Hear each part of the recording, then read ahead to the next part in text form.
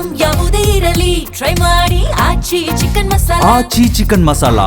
ಬೆಂಗಳೂರಿನಲ್ಲಿ ಮತ್ತೆ ಅಕ್ರಮ ಬಾಂಗ್ಲಾ ವಾಸಿಗಳ ಕಾಟ ಹೆಚ್ಚಾಗ್ತಾ ಇದೆ. ಕ್ರೈಮ್ ಆಕ್ಟಿವಿಟಿಗಳಲ್ಲಿ ಬಾಂಗ್ಲಾ ವಾಸಿಗಳು ಭಾಗಿಯಾಗ್ತಿದ್ದಾರೆ ಅನ್ನುವಂಥ ಆರೋಪ ಕೇಳಿ ಬರ್ತಾ ಇದೆ. ಇಲ್ಲಿ ಗಡಿಪಾರು ಮಾಡಿದ್ದ 10 ದಿನದಲ್ಲಿ ಆಸಾಮಿಯೊಬ್ಬ ವಾಪಸ್ ಆಗಿದ್ದಾನೆ ಅನ್ನುವಂಥ ಮಾಹಿತಿ ಬರ್ತಾ ಇದೆ. ಬೆಂಗಳೂರಿಗೆ ಬಂದು ಶೆಡ್ನಲ್ಲಿ ಅಲಾಮಿನ್ ಮತ್ತೆ ಕಿರಿಕ್ ಮಾಡಿದ್ದಾನೆ ಅನ್ನುವಂಥ ಮಾಹಿತಿ ಬಂದಿದೆ. ಈ ಒಂದು ಅಕ್ರಮ ಮಾಡಿರುವಂತಹ ಸಂಬಂಧವಾಗಿ ಅಲಾಮಿನ್ ಮೇಲೆ ಹಲ್ಲೆ ಕೂಡ ನಡೆದಿದೆ. ಅಕ್ರಮ ವಲಸಿಗರನ್ನ ಟ್ರೇಸ್ ಮಾಡಿ ಅವರನ್ನ ಹಿಡಿಬೇಕು ಅಂತ ಹೇಳಿ ಡಿಜಿ ಮತ್ತು ಐಜಿಪಿ ಸೂಚನೆಯನ್ನ ನೀಡಿದ್ದಾರೆ. ಅವರನ್ನ ಟ್ರೇಸ್ ಮಾಡಿ ಹೊರ ಹಾಕಬೇಕು ಅಂತ ಹೇಳಿ ಈಗಾಗಲೇ ಕಾಕಿಗೆ ಆದೇಶವನ್ನ ನೀಡಲಾಗಿದೆ. ಡಿಪೋರ್ಟ್ ಮಾಡಿದ್ದ ಅಕ್ರಮ ಬಾಂಗ್ಲಾ ವಾಸಿಗಳು 10 ದಿನದಲ್ಲಿ ಮತ್ತೆ ಅಕ್ರಮವಾಗಿ ಬೆಂಗಳೂರಿಗೆ ಎಂಟ್ರಿ ಕೊಟ್ಟಿದ್ದಾರೆ ಅಂತ ಹೇಳಲಾಗ್ತಾ ಇದೆ. ಪರಪ್ಪನ ಅಗ್ರಹಾರ ಪೊಲೀಸರಿಂದ ಓರ್ವ ವ್ಯಕ್ತಿಯನ್ನ ಕೆಲ ಜನರ ಜೊತೆ ಕಾನೂನು ಪ್ರಕಾರ ಡಿಪೋರ್ಟ್ ಮಾಡಲಾಗಿತ್ತು. 1 ತಿಂಗಳ ಹಿಂದೆ ಡಿಪೋರ್ಟ್ ಮಾಡಿ ಬಂದಿದ್ದ FRRO ಅಧಿಕಾರಿಗಳು ಮತ್ತು ಪೊಲೀಸರು ಆದ್ರೆ ಬಿಟ್ಟು ಬಂದ 10 ದಿನದಲ್ಲಿ ಮತ್ತೆ ಅಕ್ರಮವಾಗಿ ಅಲಾಮಿನ್ ಎಂಬುವಂತ ವ್ಯಕ್ತಿ ವಾಪಸ್ ಎಂಟ್ರಿ ಕೊಟ್ಟಿದ್ದಾನೆ ಹಾಗೂ ಬೆಂಗಳೂರಿಗೆ ಬಂದು ಶೆಡ್ ಒಂದರಲ್ಲಿ ಕಿರಿಕ್ ಮಾಡಿದ್ದಾನೆ. ಅಲಾಮಿನ್ ಮೇಲೆ ಈಗ ಕೂಲಿ ಕಾರ್ಮಿಕರಿಂದ ಹಲ್ಲೆ ಕೂಡ ನಡೆದಿದೆ. ಈತನ ಮೇಲೆ ಅಕ್ರಮ ಸಂಬಂಧ ಆರೋಪದ ಹಿನ್ನೆಲೆ ಕಾಲು ಮುರಿದು ಹಲ್ಲೆ ಮಾಡಿರುವಂತ ಆರೋಪ ಕೇಳಿ ಬಂದಿದೆ.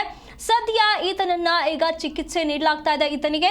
ಇನ್ನು DG and IGP doctor Saleem ಅವರಿಂದ ಇದರ ಬಗ್ಗೆ ಆದೇಶವನ್ನ ನೀಡಲಾಗಿದೆ. ಅಕ್ರಮ ವಲಸಿಗರನ್ನ ಟ್ರೇಸ್ ಮಾಡಿ ಅವರನ್ನ ಹೊರ ಹಾಕಬೇಕು ಅಂತ ಹೇಳಿ ಪೊಲೀಸರಿಗೆ ಸೂಚನೆಯನ್ನ ನೀಡಲಾಗಿದೆ. ಆದ್ರೆ ಹೊರ ಹಾಕಿದ್ದ ಅಕ್ರಮ ವಾಸಿಗಳು ಮತ್ತೆ ಬೆಂಗಳೂರಿಗೆ ಎಂಟ್ರಿ ಕೊಡ್ತಿದ್ದಾರೆ ಅಂತ ಹೇಳಲಾಗ್ತಾ ಇದೆ. ಬೆಂಗಳೂರಿಗೆ ಬಂದು ಮತ್ತೆ ಕ್ರೈಮ್ ಸೀನ್ಗಳಿಗೆ ಇವರು ಕಾರಣವಾಗ್ತಿದ್ದಾರೆ ಅನ್ನುವಂತ ಆರೋಪಗಳು ಕೇಳಿ ಬರ್ತಾ ಇದೆ. ಸದ್ಯ ಸೋಷಿಯಲ್ ಮೀಡಿಯಾದಲ್ಲಿ ಈತನನ್ನ ಸ್ಥಳೀಯರು ಮಾತನಾಡಿಸಿರುವಂತಹ ವಿಡಿಯೋ ಕೂಡ ಈಗ ವೈರಲ್ ಆಗ್ತಾ ಇರುವಂತದ್ದು. ಈ ರೀತಿಯಾಗಿ ದಿನದಿಂದ ದಿನಕ್ಕೆ ಬಾಂಗ್ಲಾ ವಾಸಿಗಳ ಕಾಟ ಹೆಚ್ಚಾಗ್ತಾ ಇದೆ ಅಂತ ಹೇಳಲಾಗ್ತಾ ಇರುವಂತದ್ದು. ಇವರೆಲ್ಲರೂ ಕೂಡ ಕ್ರೈಮ್ ಆಕ್ಟಿವಿಟಿಗಳಲ್ಲಿ ಬಾಂಗ್ಲಾ ವಾಸಿಗಳು ಭಾಗಿಯಾಗಿ ಇದರಿಂದ ಸಮಸ್ಯೆ ಮಾಡ್ತಿದ್ದಾರೆ ಅನ್ನುವಂತ ಆರೋಪಗಳು ಈಗ ಕೇಳಿ ಬರ್ತಾ ಇರುವಂತದ್ದು. ಆಸಾಮಿ ಒಬ್ಬ ವ್ಯಕ್ತಿಯನ್ನ ಗಡಿಪಾರು ಮಾಡಲಾಗಿರುತ್ತೆ. ಗಡಿಪಾರು ಮಾಡಿ 10 ದಿನದಲ್ಲಿ ಈತ ಮತ್ತೆ ಬೆಂಗಳೂರಿಗೆ ವಾಪಸ್ ಆಗಿ ಕ್ರೈಮ್ ಆಕ್ಟಿವಿಟಿಗಳಲ್ಲಿ ಭಾಗಿಯಾಗಿದ್ದಾನೆ ಅನ್ನುವಂತ ಮಾಹಿತಿಗಳು ಬರ್ತಾ ಇವೆ. ಫೇಕ್ ಆಧಾರ್ ಕಾರ್ಡ್ ಮಾಡಿಸ್ಕೊಡೋದು ಅಂತ ನಿನ್ನ ಹತ್ರ ಕಂಪ್ಯೂಟರ್ ಇದೆ ಅಂತ ನಿಮ್ಮ ಮನೇಲಿ ಎಲ್ಲರಿಗೂ ಆಧಾರ್ ಕಾರ್ಡ್ ಮಾಡ್ಕೊಡ್ತೀಯ ಅಂತ. ये किसके क्या कर रहा है सर, वो तो हम लोग तो मालूम नहीं. हम लोग काम थोड़ा काम लेके बिजी रहते थोड़ा. नहीं भाई, तुम्हारा पाँव को कैसा क्या हो गया वो बोलो तुम पहला. हाँ, अभी तुम बोल रहे हो किस को कुछ भी मालूम नहीं करके तुम कंप्लेंट भी नहीं दिए, क्या भी नहीं दिए. दिए ना ऑलरेडी कंप्लेंट दिया, पुलिस वाला आया था, कंप्लेंट भी दिया. कंप्लेंट हिपगुटी थाना में दिया. मैं खुद कंप्लेंट दिया. वो आके पुलिस वाला आके पूरा वो यामीन सब घर किधर बना के देता है, सबको बोला फोन में बोला के कर देता ನೋಡಿ.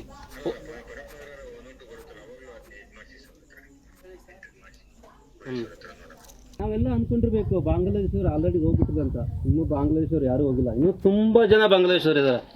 ಪ್ರತಿ ಶೆಡ್ಡಲ್ಲಿ ಓಡಿದ್ರೆ ಬಾಂಗ್ಲಾದೇಶರು ಇದ್ದೇ ಇದ್ದಾರೆ. ನಮ್ಮ ನೋಡ್ಬಿಟ್ಟು ಓಡೋಗ್ತಾ ಇದ್ದಾರೆ. ನಾವು ಇವಾಗ ನೋಡಿ ಇಲ್ಲಿ ಬಂದ ತಕ್ಷಣ ಸುಮಾರು ಒಂದು 20ರಿಂದ 30 ಜನ ಓಡೋಗ್ಬಿಟ್ರು. ಇವನು ಓಡೋಕ್ಕಾಗಿಲ್ಲ, ಅವನಿಗೆ ಉಳ್ಕೊಂಡ್ಬಿಟ್ಟ, ಇವನು ಕಾಲು ಈ ಥರ ಆಗಿದೆ ಅಂತ. ನಾನು ಸರ್ಕಾರಕ್ಕೆ ಹೇಳ್ತೀನಿ ಅಥವಾ ನಮ್ಮ ಡಿಪಾರ್ಟ್ಮೆಂಟ್ಗೆ ಹೇಳ್ತೀನಿ, ನೀವು ಸ್ಕ್ವಾಡ್ ರಚನೆ ಮಾಡಿದ್ದೆವು, ನಾವು ಹಿಡಿತಾ ಇದ್ದೇವೆ ಅಂತ ಹೇಳ್ತಾ ಇದ್ರಿ, ನೀವು ಯಾರಿಗೂ ಒಬ್ರಿಗೆ ಹಿಡಿದಿಲ್ಲ, ನೀವು ಯಾವ ಸ್ಕ್ವಾಡ್ ರಚನೆ ಮಾಡಿಲ್ಲ ಅನ್ಕೋತೀನಿ. ಎಲ್ಲ ಹಂಗೆ ಇದ್ದಾರಲ್ಲ, ನೀವು ಸ್ಕ್ವಾಡ್ ರಚನೆ ಮಾಡಿದ್ದೀರಾ? ಯಾರಿಗೆ ಹಿಡಿದಿದ್ದೀರಾ ನೀವು? ನಾವು ಏನಾರು ಕೇಳಕ್ಕೆ ಹೋದ್ರೆ ಪೊಲೀಸ್ ನೈತಿಕಿರಿ ಅಂತೆ. ನೀವು ಪೊಲೀಸರು ನೀವು ಕೆಲಸ ಮಾಡಿ, ನಾವ್ಯಾಕೆ ಬರೋಣ? ಇದು ನೋಡಿ ಇವ್ರಿಗೆ ಹಿಡೀರಿ ನೀವು ಬಾಂಗ್ಲಾದೇಶವ್ರನ್ನ. ಇಲ್ಲಿಗ ಬಾಂಗ್ಲಾದೇಶದವರು ಏನು ನಮ್ಮ ಇಂಡಿಯಾಗೆ ಇಲ್ಲಿಗಲ್ ಆಗಿ ಏನು ಬಂದಿದ್ದಾರೆ, ನಾವು ನಮ್ಮ ಏನು ರಾಷ್ಟ್ರ ರಕ್ಷಣಾ ಪಡೆ ಸತತವಾಗಿ ಕೆಲಸ ಮಾಡ್ತಾ ಇದೆ. ಬಾಂಗ್ಲಾದೇಶವ್ರನ್ನಾಯ್ತು, ಬಾಂಗ್ಲಾದೇಶ ರೋಹಿಂಗ್ಯಾಗಳನ್ನ ಹೊರಗೆ ಹಾಕುವಂಥ ಕೆಲಸ, ಪೊಲೀಸರಿಗೆ ಡಿಪಾರ್ಟ್ಮೆಂಟಿಗೆ ಹಿಡ್ಕೊಡುವಂಥ ಕೆಲಸ ಮಾಡ್ತಾ ಇತ್ತು. ಈಗ ಅದು ಸ್ಥಿತಿಗತಿ ಏನಿದೆಯಪ್ಪ ಅಂತಂದ್ರೆ ಯಾವ ಥರ ಮೊದಲು ಸಿಚುವೇಶನ್ ಇತ್ತು ಅದೇ ಥರನೂ ಈಗೂ ಇದೆ. ನೀವು ನೋಡ್ಬೋದು, ಬಾಂಗ್ಲಾದೇಶವರು ಇಲ್ಲಿ ಪ್ರೆಸೆಂಟ್ ಆಗಿ ನಾವು ಇವ್ರ ಹತ್ರ ಮಾತಾಡ್ಲಿಕ್ಕೆ ಬಂದಿದ್ದೀವಿ. ಏನಪ್ಪ ಅಂದರೆ ಇವ್ರಿಗೆ ಬಾರ್ಡ್ರಿಂದ ಡಿಪೋರ್ಟ್ ಮಾಡಿದೆ, ಸರಿನಾ? ಡಿಪಾರ್ಟ್ಮೆಂಟ್ ಹೋಗಿ ಮೊದಲು ನಾವು ನಮ್ಮ ರಾಷ್ಟ್ರ ರಕ್ಷಣಾ ಪಡೆ ಏನಿದೆ ಕರ್ಕೊಂಡು ಹೋಗಿ ಅವ್ರಿಗೆ ಹಿಡ್ಕೊಡುವಂಥ ಕೆಲಸ ಆಗಿತ್ತು. ಅವರು ಡಿಪಾರ್ಟ್ಮೆಂಟ್ ಅವರು ಬಾರ್ಡರ್ನ ದಾಟಿಸಿ ಅವ್ರನ್ನ ಬಿಟ್ಟು ಬಂದಿದ್ದಾರೆ. ರಿಟರ್ನ್ ಆಗಿ ಮತ್ತೆ ಇವರು ಬಾಂಗ್ಲಾದೇಶವರು ಮತ್ತೆ ರಿಟರ್ನ್ ಆಗಿ ನಮ್ಮ ಕರ್ನಾಟಕಕ್ಕೆ ನಮ್ಮ ಭಾರತಕ್ಕೆ ವಾಪಸ್ ಆಗಿ ಬಂದಿದ್ದಾರೆ.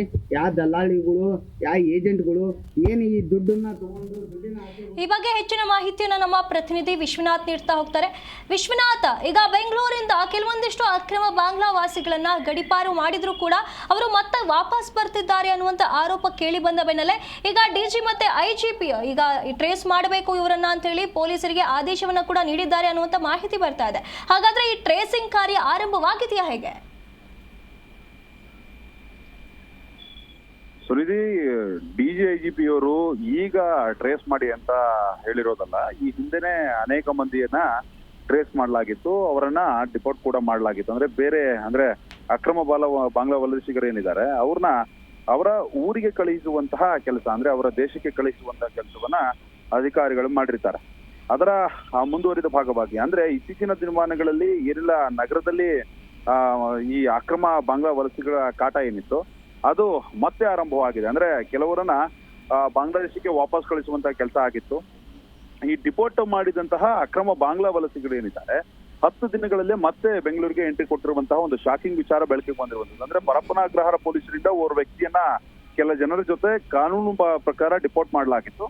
1 ತಿಂಗಳ ಹಿಂದೆ ಈತನನ್ನ ಬಾಂಗ್ಲಾಗೆ ಕೂಡ ಕಳುಹಿಸಲಾಗಿತ್ತು. ಅಂದ್ರೆ FRRO ಅಧಿಕಾರಿಗಳು ಮತ್ತು ಪೊಲೀಸರು ಇದನ್ನ ಡಿಪೋರ್ಟ್ ಮಾಡಿರ್ತಾರೆ. ಆದ್ರೆ ಬಿಟ್ಟು ಬಂದ 10 ದಿನಗಳಲ್ಲಿ ಮತ್ತೆ ಈತ ಅಕ್ರಮವಾಗಿ ಎಂಟ್ರಿ ಕೊಟ್ಟಿದ್ದಾನೆ. ಈತನ ಹೆಸರು ಅಲಾಮೀನ್ ಅಂತ. ಇನ್ನು ಬೆಂಗಳೂರಿಗೆ ಬಂದು ಶೆಡ್ ನಲ್ಲಿ ಮತ್ತೆ ಕಿರಿಕ್ ಕೂಡ ಮಾಡಿದ್ದಾನೆ. ಈ ಅಲಾಮೀನ್ ಏನಿದ್ದಾನೆ ಕೂಲಿ ಕಾರ್ಮಿಕರಿಂದ ಹಲ್ಲೆಗೂ ಕೂಡ ಒಳಗಾಗಿರುವಂತದ್ದು. ಸದ್ಯಕ್ಕೆ ಅಕ್ರಮ ಸಂಬಂಧ ಈ ಏನು ಗಲಾಟೆ ಏನಾಗಿದೆ ಆ ಸಂದರ್ಭದಲ್ಲಿ ಈತನ ಕಾಲು ಮುರಿದಿರುವಂತಹ ಒಂದು ಆರೋಪ ಕೂಡ ಕೇಳಿ ಬಂದಿದೆ. ಸದ್ಯ ಚಿಕಿತ್ಸೆಯನ್ನ ಈತ ಬಾಂಗ್ಲಾ ಪ್ರಜೆ ಏನಿದ್ದಾನೆ ಅಲಾಮೀನ್ ಈತ ಪಡ್ಕೊಳ್ತಾ ಇರುವಂತದ್ದು. ಇನ್ನು ಕೆಲ ದಿನಗಳ ಹಿಂದೆ DGIGP ಅವರು ಕೂಡ ಆರ್ಡರ್ ಅನ್ನ ಕೊಟ್ಟಿರ್ತಾರೆ. ಆ ಸಂದರ್ಭದಲ್ಲಿ ಹಲವರನ್ನು ಕೂಡ ಡಿಪೋರ್ಟ್ ಮಾಡಲಾಗಿರುತ್ತೆ. ಆದ್ರೆ ಈಗ ಮತ್ತೆ ಈ ರೀತಿಯಾದಂತಹ ಬಾಂಗ್ಲಾ ಪ್ರಜೆಗಳು ಅದರಲ್ಲೂ ಕೂಡ ಏನು ಇದನ್ನ ಬಾಂಗ್ಲಾದೇಶಕ್ಕೆ ಗಡಿಪಾರು ಮಾಡಿ ಬಂದಿರಲಾಗುತ್ತೆ. ಈತ 10 ದಿನಗಳಲ್ಲಿ ವಾಪಸ್ ಬರ್ತಾನೆ ಅಂತಂದ್ರೆ ಎಷ್ಟರ ಮಟ್ಟಿಗೆ ಈತ ಚಾಣಾಕ್ಷತೆಯನ್ನು ಹೊಂದಿದ್ದಾರೆ ಮತ್ತು ಈತನಿಗೆ ಯಾರು ಸಪೋರ್ಟ್ ಮಾಡಿದ್ದಾರೆ ಅನ್ನೋದು ಅನುಮಾನಗಳು ಕೂಡ ವ್ಯಕ್ತ ಆಗ್ತಿರುವಂತದ್ದು.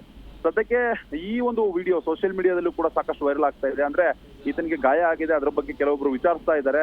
ಆ ಬಗ್ಗೆನೂ ಕೂಡ ಆತ ಪ್ರತಿಕ್ರಿಯೆ ಕೊಟ್ಟಿದ್ದಾನೆ. ನಾನು ಬಾಂಗ್ಲಾ ಪ್ರಜೆ, ನಾನು ಹೋಗಿದ್ದೆ ಮತ್ತೆ ವಾಪಸ್ ಬಂದಿದ್ದೇನೆ, ಆದ್ರೆ ನನ್ನ ಮೇಲೆ ಹಲ್ಲೆ ಆಗಿದೆ ಅನ್ನೋ ಒಂದು ಆಂಗಲ್ ಅಲ್ಲಿ ಈತ ಹೇಳಿಕೆ ಕೊಟ್ಟಿರುವಂತದ್ದು ಸೋಷಿಯಲ್ ಮೀಡಿಯಾದಲ್ಲಿ ಇದು ಸಾಕಷ್ಟು ವೈರಲ್ ಕೂಡ ಆಗ್ತಾ ಇದೆ. ಒಟ್ಟಾರೆಯಾಗಿ ಬಾಂಗ್ಲಾ ಪ್ರಜೆಗಳನ್ನ ದೇಶ ಬಿಟ್ಟು ಕಳಿಸ್ಬೇಕು ಮತ್ತು ಟ್ರೇಸ್ ಮಾಡಬೇಕು ಅನ್ನೋ ಒಂದು ಆಂಗಲ್ ಅಲ್ಲಿ ಪೊಲೀಸರಾಗಿರ್ಬೋದು FRRO ಅಧಿಕಾರಿಗಳಾಗಿರ್ಬೋದು ಕೆಲಸ ಮಾಡ್ತಾ ಇದ್ದಾರೆ.